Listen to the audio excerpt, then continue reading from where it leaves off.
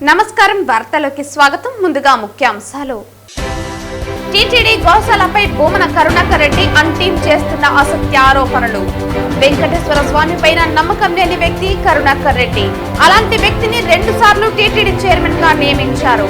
Chandragiri MLA Pulivarthi Nani ఘాటు విమర్శలు. సత్ఫలితాలను ఇస్తున్న Tirupati police mobile hunt application సేవలు. 3 నెలల వ్యవధిలో మొబైల్ హంట్ మరియు సిఈఐఆర్ పోర్టల్ ద్వారా సుమారు 1,12,20,000 రూపాయల విలువ గల 510 ఫోన్లు రికవరీ. మొబైల్ ఫోన్లు తస్కరించే వారిపై ప్రత్యేక నిఘా వేసి మొబైల్ హంట్ సేవల ద్వారా బాధితులకు న్యాయం చేస్తున్న తిరుపతి పోలీసులు. వార్తల్లోని వివరాలు. గోవని గోవిందుని రాజకీయానికి వాడిన వారు ఎవరూ బాగుపడలేదని, టీటీడీ గోశాలపై భూమన కరుణాకర్ రెడ్డి అంటీం అసత్య ఆరోపణలు చేస్తున్నారని, వెంకటేశ్వర స్వామి పైన నమ్మకం లేని వ్యక్తి కరుణాకర్ రెడ్డి అని, అలాంటి వ్యక్తిని 2 సార్లు టీటీడీ చైర్మన్ గా నియమించారని, ఆయన చైర్మన్ గా ఉన్నప్పుడు ఎన్ని దారుణాలు అవకతవకలు జరిగాయో ప్రతి ఒక్కరికి తెలుసని, కరుణాకర్ రెడ్డి టీటీడీ కీర్తిని, హిందువుల మనోభావాలను దెబ్బతీసే విధంగా వ్యవహరిస్తున్నారని చంద్రగిరి ఎమ్మెల్యే పులివర్తి నాని ఘాటుగా విమర్శించారు. ఈ సందర్భంగా ఎమ్మెల్యే మాట్లాడుతూ, గత వైసీపీ పాలనలో వర్షాలు సంభవించి చెవిరెడ్డి తుమ్మలకుంట చెరువును పూడ్చడం వల్ల నీరంతా గోశాలలోకి చేరి సుమారు 60 నుంచి 70 ఆవులు మరణిస్తే కరుణాకర్ రెడ్డి అప్పుడు నోరు మెదపలేదన్నారు. మహిళా విశ్వవిద్యాలయంలోకి నీరు చేరి విద్యార్థులను వసతి సముదాయాలు వదిలి ఇబ్బందులు పడుతున్నప్పుడు కరుణాకర్ రెడ్డికి కనిపించలేదా అని ప్రశ్నించారు. కరుణాకర్ రెడ్డి చైర్మన్ గా ఉన్నప్పుడు పురుగులు పట్టిన పశువుల దాన, కాలం చెల్లిన మందులను వాడారని, నాచు పట్టిన నీటిని గోవులకు అందించి వాటి చావుకు కారణమయ్యారని అన్నారు. ఎర్రవారిపాళ్యంలో ఆవులు లేనప్పటికీ పశువుల దానా కొనుగోలు చేసినట్లు డబ్బులు కాజేశారని అన్నారు. కల్తీ నెయ్యి రివర్స్ టెండరింగ్ పేరుతో కోట్లు దండుకుని నాణ్యత లేని అన్న ప్రసాదాలను, లడ్డూలను భక్తులకు అందించి వారి మనోభావాలను దెబ్బతీశారని అన్నారు. గత వైసీపీ ప్రభుత్వంలో చంద్రగిరిలో జరిగిన లోకల్ బాడీ ఎన్నికల సమయంలో పవిత్రమైన తిరుమల లడ్డూను పంపిణీ చేస్తే కరుణాకర్ రెడ్డి నోరు మెదపలేదన్నారు. డిప్యూటీ సీఎం పవన్ కళ్యాణ్ సతీమణి హిందూ సాంప్రదాయాన్ని పాటిస్తూ టీటీడీకి డిక్లరేషన్ ఇచ్చి మొక్కులు తీర్చుకున్నారని అన్నారు. నువ్వు టీటీడీ చైర్మన్ గా ఉన్నప్పుడే మీ నాయకుడు జగన్మోహన్ రెడ్డి ఏనాడైనా డిక్లరేషన్ ఇచ్చారా అని ప్రశ్నించారు. బ్రహ్మోత్సవాల సమయాలలో సాంప్రదాయబద్ధంగా సతీ సమేతంగా వచ్చి స్వామివారికి పట్టు వస్త్రాలు సమర్పించారా అని ప్రశ్నించారు. అప్పుడు కరుణాకర్ రెడ్డి నోరు మెదపలేదని, మీరు గోశాలలో చేసిన అక్రమాలు, అన్యాయాలపై సాక్ష్యాలు మా దగ్గర ఉన్నాయన్నారు. మీ హయాంలో తప్పులు జరగలేదని నువ్వు నిరూపించగలవా అని ప్రశ్నించారు. టీడీపీ పార్టీ అన్ని కులాలకు సముచిత గౌరవం ఇస్తుందని పేర్కొన్నారు. భూమన కరుణాకర్ రెడ్డి అండ్ వగైరా మీ అందరూ చూస్తుంటారు. గత 10 రోజుల నుంచి గోశాల పైన ఏ విధంగా అవాకులు చవాకులు పేలుతున్న భూమన కరుణాకర్ రెడ్డి అండ్ వగైరా. మొన్న కూడా మాట్లాడాం.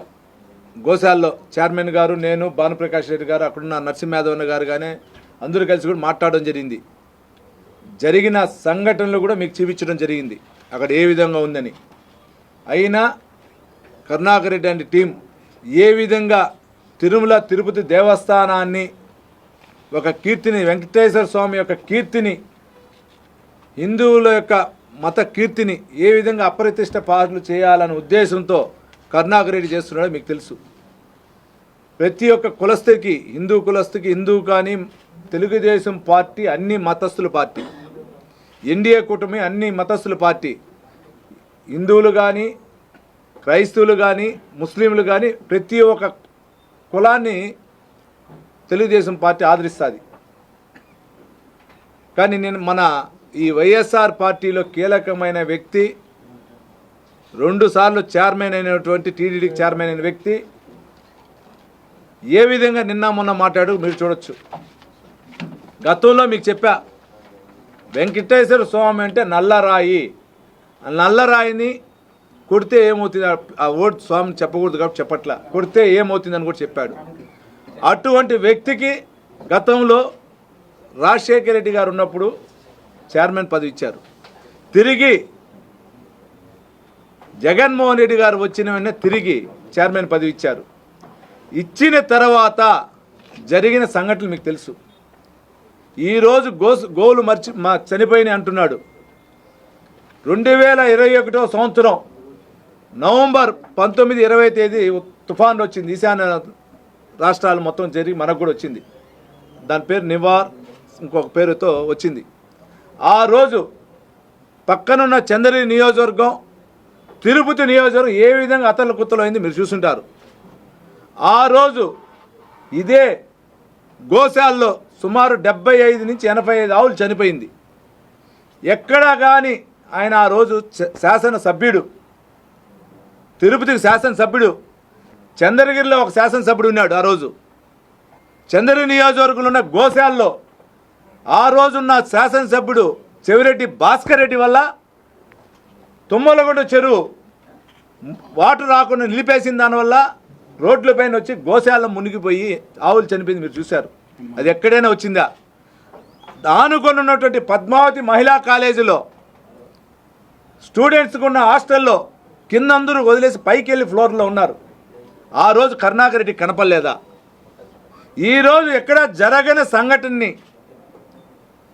గోవులు వయోరీత్యా కావచ్చు, ఇంకోటి కావచ్చు, చనిపోయిన వాటిని ఏ విధంగా ఆయన చెప్తున్నాడు మీరు ఒకసారి చూడొచ్చు. 13వ విడతలో నెల రోజుల వ్యవధిలోనే రికవరీ చేసిన సుమారు 1,12,20,000 విలువ గల 510 మొబైల్ ఫోన్లను తిరుపతి పోలీస్ పెరేడ్ గ్రౌండ్ నందు జరిగిన పత్రికా సమావేశం నందు తిరుపతి జిల్లా ఎస్పీ హర్షవర్ధన్ రాజు వివరాలు వెల్లడించి బాధితులకు మొబైల్ ఫోన్లను అందజేశారు. ఈ సందర్భంగా జిల్లా ఎస్పీ హర్షవర్ధన్ రాజు మాట్లాడుతూ ఈ రోజుల్లో ప్రజలకు మొబైల్ చాలా ముఖ్యమైనదన్నారు. మొబైల్ నందు చాలా సున్నితమైన సమాచారం ఉంటుంది కాబట్టి అందరూ కూడా మొబైల్ యొక్క వాలెట్, పాస్వర్డ్తో పాటు ముఖ్యమైన సమాచారాన్ని ఎవరు పడితే వాళ్ళు సెల్ ఫోన్ పాస్వర్డ్ ఓపెన్ చేయకుండా చూసుకునే విధంగా మీరు పాస్వర్డ్ను స్ట్రాంగ్గా పెట్టుకోవాల్సిన బాధ్యత మన అందరిపై ఉందన్నారు. సెల్ ఫోన్ పోయిన వెంటనే మొబైల్ హంట్ అప్లికేషన్ ద్వారా CEIR పోర్టల్ నందు సమాచారం ఇవ్వాలని జిల్లా ఎస్పీ ప్రజలకు విజ్ఞప్తి చేశారు. తిరుపతి జిల్లాలో సెల్ ఫోన్ పోగొట్టుకున్న వారి కోసం CEIR ద్వారా మరియు తిరుపతి జిల్లా పోలీస్ వారు ప్రత్యేకంగా ఏర్పాటు చేసిన మొబైల్ హంట్ అప్లికేషన్ సేవల ద్వారా వచ్చిన ఫిర్యాదులపై ఇప్పటి వరకు జిల్లా వ్యాప్తంగా సెల్ ఫోన్ పోగొట్టుకున్న బాధితులకు 12 విడతలలో 4,275 సెల్ ఫోన్లను రికవరీ చేసి సెల్ ఫోన్ పోగొట్టుకున్న బాధితులకు అందజేయడం జరిగిందని తెలిపారు. సుమారు వీటి విలువ 7,56,40,000 ఉంటుందని పేర్కొన్నారు. ఇప్పటి వరకు మొబైల్ హంట్ అప్లికేషన్ మరియు CEIR ద్వారా 13 విడతలకు గాను మొత్తం 10,52,70,000 రూపాయల విలువ గల 4,785 మొబైల్ ఫోన్లు రికవరీ చేసి బాధితులకు అప్పగించడం జరిగిందని CEIRలో ఫిర్యాదు చేసిన సెల్ ఫోన్ రికవరీ నందు తిరుపతి జిల్లా రాష్ట్రంలో ప్రథమ స్థానంలో ఉందన్నారు. ప్రజలు ఎవరైనా తమ మొబైల్ ఫోన్లను పోగొట్టుకున్నా, దొంగలించబడినా పోలీసు వారు ఏర్పాటు చేసిన మొబైల్ హంట్ 9490617873 నంబర్కు వాట్సాప్ యాప్లో లేదా హాయ్ లేదా హెల్ప్ అని మెసేజ్ చేస్తే వచ్చే లింక్ నందు తమ యొక్క వివరాలను పూరించాలని, లేదా CEIR పోర్టల్ నందు ఫిర్యాదు చేస్తే సెల్ ఫోన్లో ఉన్న సమాచారం దుర్వినియోగం కాకుండా సెల్ ఫోన్ బ్లాక్ అవుతుందని అన్నారు. అలాగే పోగొట్టుకున్న ఫోన్ను త్వరితగతిన రికవరీ చేయడం జరుగుతుందని జిల్లా ఎస్పీ తెలిపారు. మొబైల్ మిస్ అయినా లేదా దొంగలించబడినా మీ యొక్క మొబైల్ ఫోన్ నంబర్ను వెంటనే ఆలస్యం చేయకుండా బ్లాక్ చేయించుకోవాలని, అలాగే మీ యొక్క mobile password, PhonePe, Google pay, Paytm etcetera పాస్వర్డ్లు చాలా స్ట్రాంగ్గా ఉండాలని అన్నారు.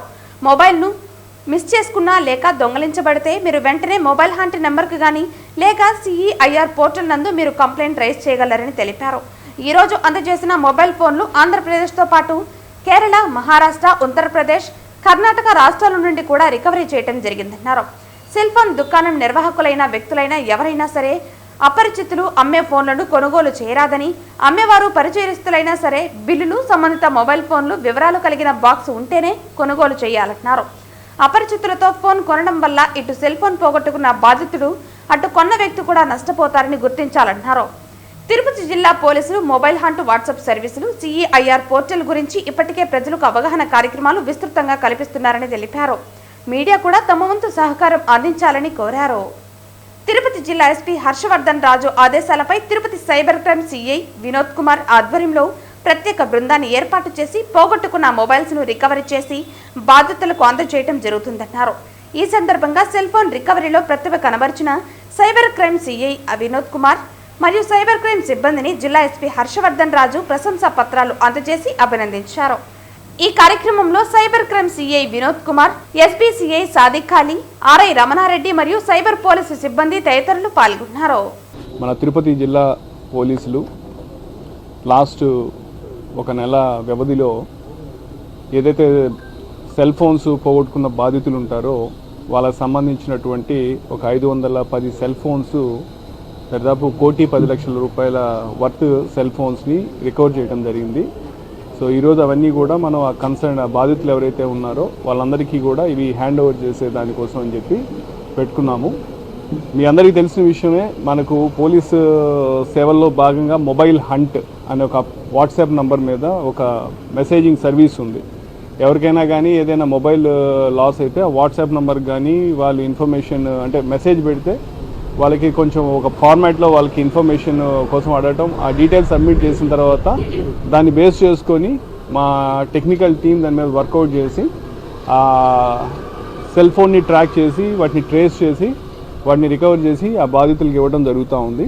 సో ఈ భాగంగా తిరుపతి జిల్లాలో ఇది 13వ అంటే ఫేజ్ అంటే ఎపిసోడ్. ఇప్పటిదాకా 12 టైమ్స్ ఈ విధంగా చేయడం జరిగింది.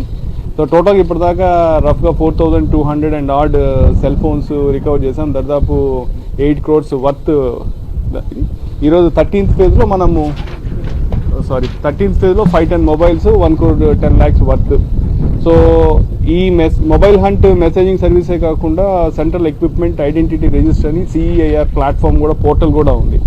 ఆ పోర్టల్లో కూడా ఆ బాధితులు వాళ్ళు పోర్టల్లో వాళ్ళ ఇన్ఫర్మేషన్ సబ్మిట్ చేస్తే దాన్ని కూడా ఎక్కడ దుర్వినియోగం కాకుండా వాళ్ళ పోయినటువంటి మొబైల్ని మనము ట్రాక్ చేసి వాళ్ళకి ఇచ్చేదానికి దోహదపడుతుంది.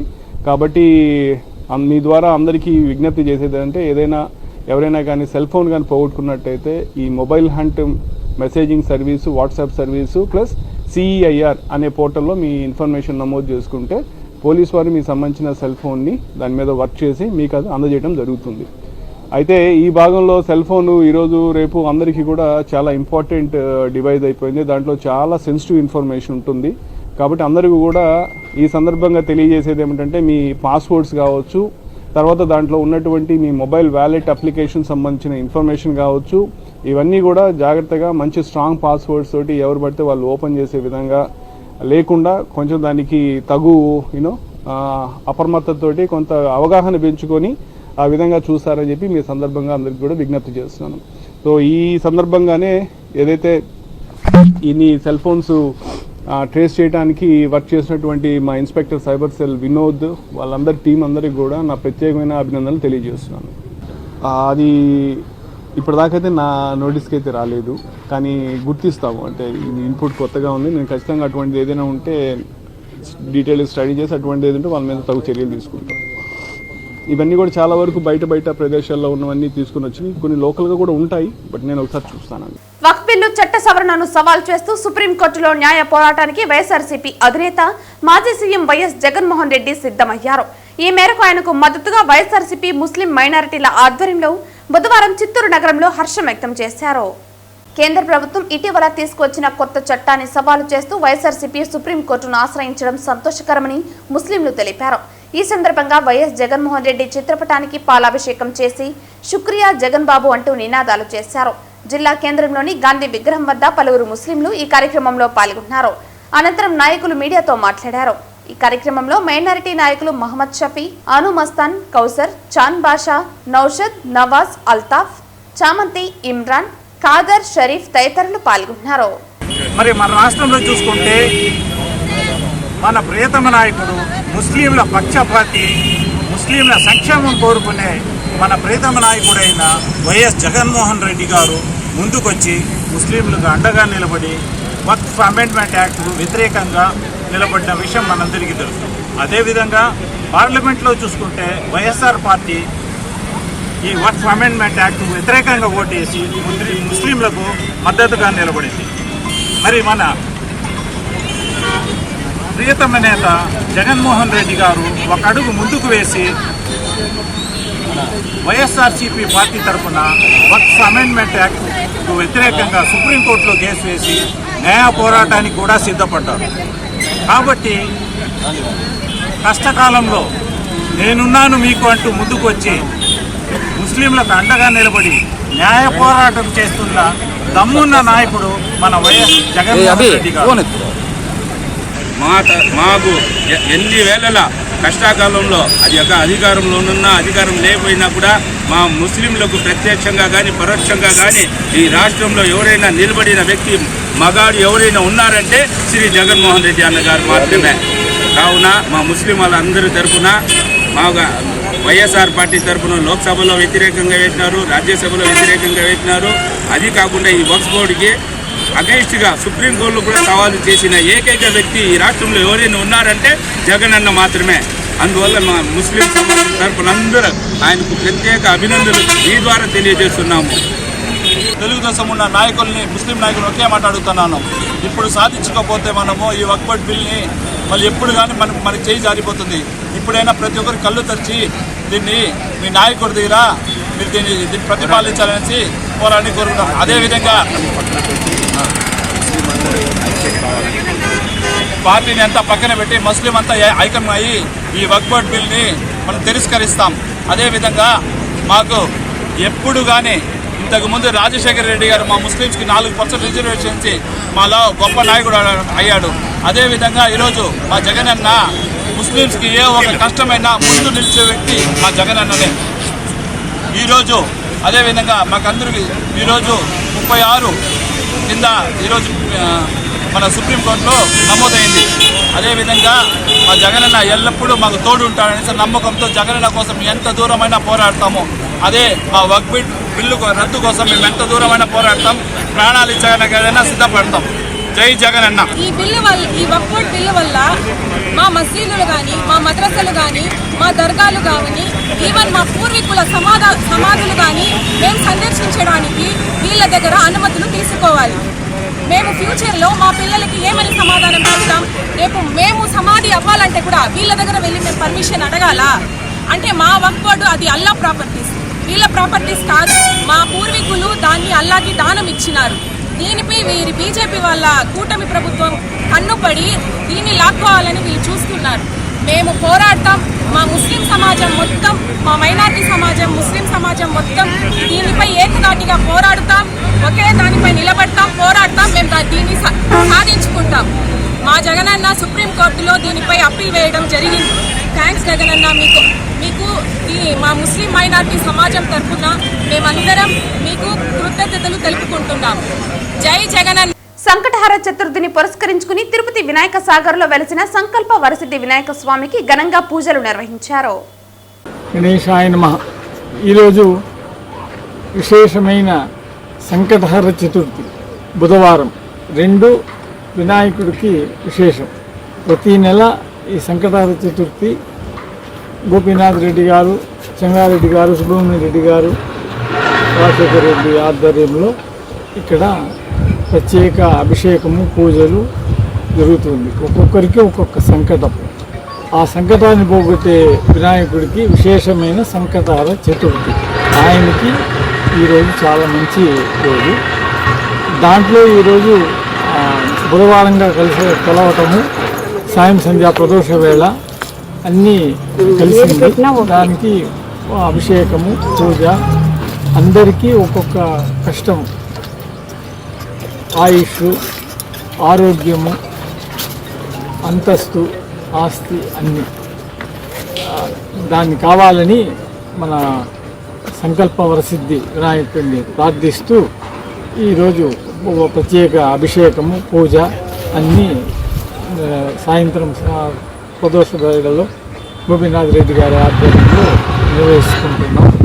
అందరికీ మంచి జరగాలి. ఆ వినాయకుడు అందరికీ బాగా ఆయుష్, ఆరోగ్యము, ఆనందం ఇచ్చి ప్రతి నెల ఇంకా ఎక్కువ మంది ఈ సంకల్ప వరసిద్ధి వినాయకుడి గుడికి సంకల్ప చతుర్థి వచ్చి వాళ్ళ మొక్కులు ఒప్పుకొని అన్ని ఇది కోరికలు తీర్చుకోవాలి, ఆయన తీరుస్తారనే నమ్మకము విశేషంగా మన సంకల్ప సిద్ధి వినాయకుడికి ఉంది. జై గణేష్ మహారాజ్ కి జై గణేష్ మహారాజ్ కి జై గణేష్ మహారాజ్ కి జై.